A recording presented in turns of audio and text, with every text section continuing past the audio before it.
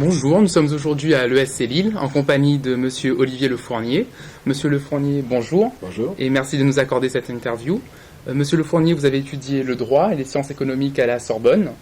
Vous avez ensuite travaillé dans le secteur bancaire, dans le consulting, et vous êtes aujourd'hui le directeur général adjoint du programme exécutif et vous êtes responsable du département de management à l'ESC Lille. L'ESC Lille, elle mène depuis plusieurs années une pédagogie axée sur le management de projets et elle invite ses étudiants à s'impliquer dans des projets réels. C'est dans ce contexte qu'est né Ambrosia. Justement, pouvez-vous nous parler un peu d'Ambrosia? Qu'est-ce qu'est Ambrosia?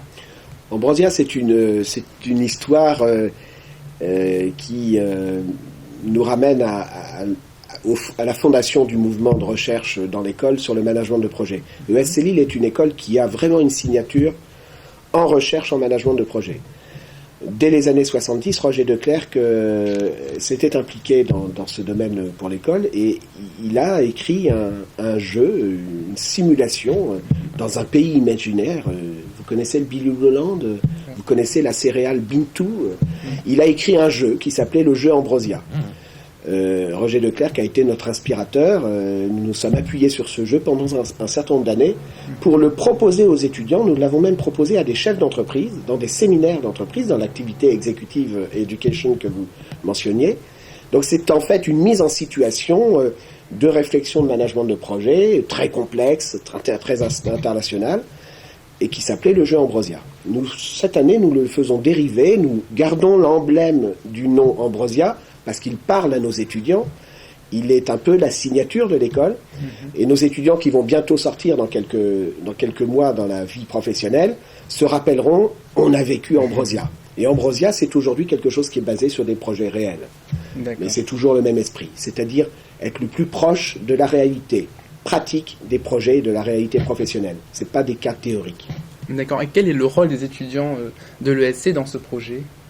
Alors, les étudiants sont jetés, en fait, dans l'analyse d'un projet présenté par un porteur de projet. C'est-à-dire que la semaine dernière, nos étudiants ont reçu une présentation. Nos étudiants sont réunis en groupe de 8. 8, c'est beaucoup. Ça nous intéresse parce que 8, ça crée des perturbations dans l'équipe. Donc, c'est aussi un facteur d'éducation. Et donc, ils sont jetés dans une réalité présentée par un porteur de projet qui leur dit, voilà, moi j'en suis là au niveau de ma réflexion de création d'entreprise et je voudrais que vous m'aidiez. Les étudiants vont donc travailler pendant une semaine et aujourd'hui, c'est la présentation de leurs travaux pour dire, voilà ce que nous pensons des modalités de développement de ce projet réel. Nous sommes vraiment dans une pédagogie qui s'appuie sur le réel, qui fait travailler les étudiants pendant une semaine avec toutes les problématiques de travail en équipe, et qui leur fait accoucher de réalités concrètes, utilisables par les porteurs. Très bien.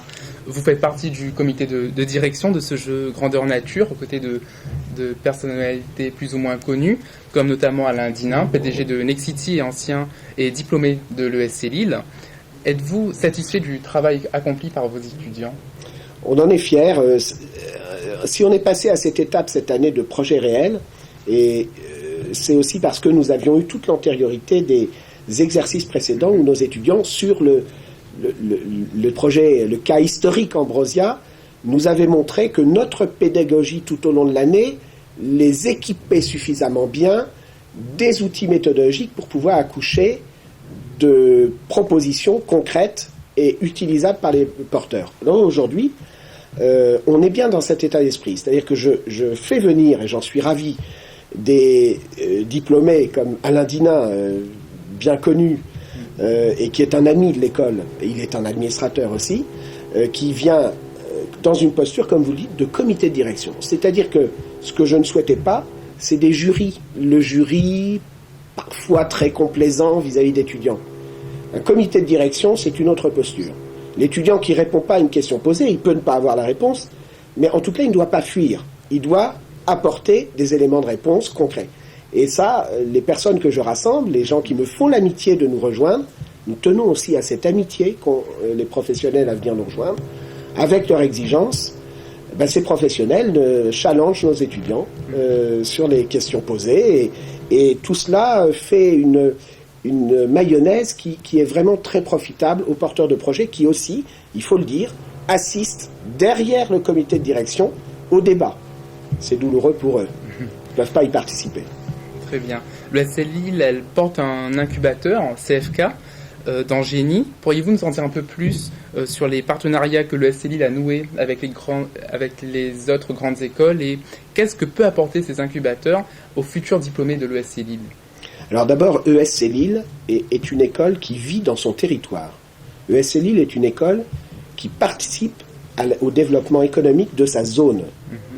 Et participer au développement économique de sa zone, c'est participer aux potentialités de développement des créations d'entreprises, qui est un enjeu majeur aujourd'hui. Alors, ESC Lille ne se cache pas, elle participe, et elle participe depuis longtemps, à travers l'incubateur CFK que vous citez, Centre Frédéric Kuhlmann. Et cet incubateur est aujourd'hui porté non seulement par ESC Lille, nous avons voulu le partager pour la place lilloise, avec nos collègues que nous connaissons bien, de Centrale Lille et de ENSAM, Centre de Lille, Arts et Métiers. Et donc le CFK est basé à l'ENSAM aujourd'hui, managé par une équipe qui est issue de SC Lille et fédère ses énergies. La culture de l'école, c'est une culture partenariale. C'est une culture d'une école qui, dans son territoire, sait travailler avec des institutions qui ont d'autres aspérités, d'autres caractéristiques. Le SC Lille sait travailler avec des écoles d'ingénieurs. Nous avons par exemple engagé un programme Total en collaboration avec Centrale qui s'appelle l'ITEM. Nous travaillons sur les masters CCA avec Lille 2. Donc il y a vraiment une tradition et je pense, je peux le dire aussi, un certain savoir-faire de l'école à travailler avec des partenaires, qu'ils soient universitaires ou écoles d'ingénieurs. Okay. Et enfin, Monsieur Le Fournier, vous avez un petit mot à ajouter pour les diplômés ou les futurs diplômés de l'ESC Lille?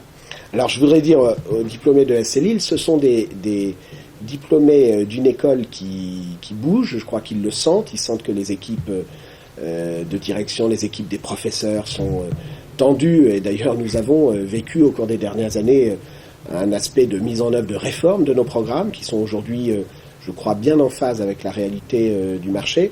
C'est aussi ESC Lille une culture entrepreneuriale. Nous sommes une école privée indépendante. Et ça transpire, je crois, à travers notre culture. Nous sommes une école généraliste. Je voudrais dire aux étudiants, soyez fiers d'être des généralistes. Être généraliste, c'est pas être vague.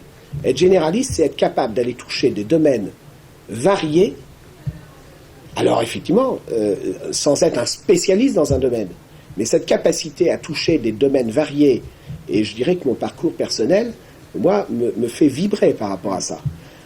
Pouvoir toucher des domaines suffisamment larges pour pouvoir apporter des réponses qui seront des réponses forcément globales dans des situations complexes demain.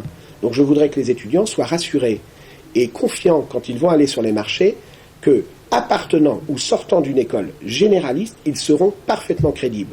Et à l'intérieur de ce cursus généraliste, il y a des spécialités qui sont proposées, qui sont des spécialités proposées dans un parcours généraliste. Donc je suggère aux étudiants de vraiment construire leur rhétorique quand ils vont rencontrer des recruteurs et d'être solides, confiants, installés, à l'aise dans le fait qu'ils sortent d'une école généraliste et qu'ils ont mené une spécialité, que ce soit en droit, que ce soit en audit contrôle, que ce soit en marketing. Et nous avons dans ces différentes filières des professeurs engagés, mais ils sont issus aussi d'un cursus qui a couvert tous les champs des sciences de gestion. Et de ce point de vue-là, ils sont bien formés. Monsieur Le Fournier, merci de votre interview. Au revoir. Au revoir.